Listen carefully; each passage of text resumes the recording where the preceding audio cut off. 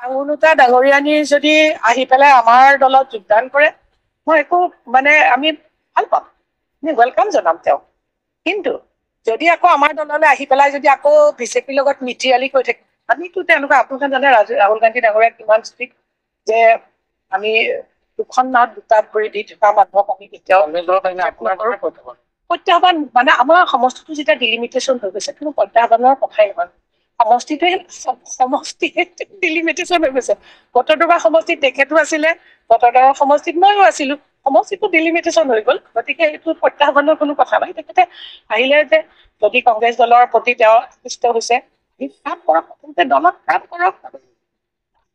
দলত কাম কৰিলে আদৰণি কিয় জনাম? দলৰ প্ৰত্যেকজন ব্যক্তিকে আমি কাম কৰা মানুহক আদৰণি জনাম, নিশ্চয় জনাম। যদি আঙুনুতা ডাঙৰীয়ানী যদি আহি পেলাই আমাৰ দলত যোগদান কৰে, মই একো আমি ভাল পাম, আমি ৱেলকাম জনাম তেওঁক।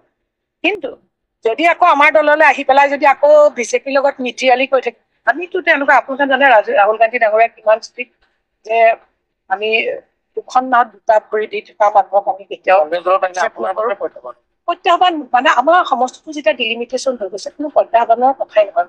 সমষ্টিয়ে ডিলিমিটেশ্যন হৈ গৈছে।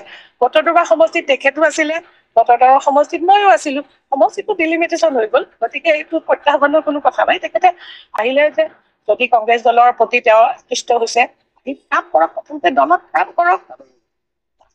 দলত কাম কৰিলে আদৰণি কিয় জনাম? দলৰ প্ৰত্যেকজন ব্যক্তিকে আমি কাম কৰা মানুহক আদৰণি জনাম, নিশ্চয় জনাম।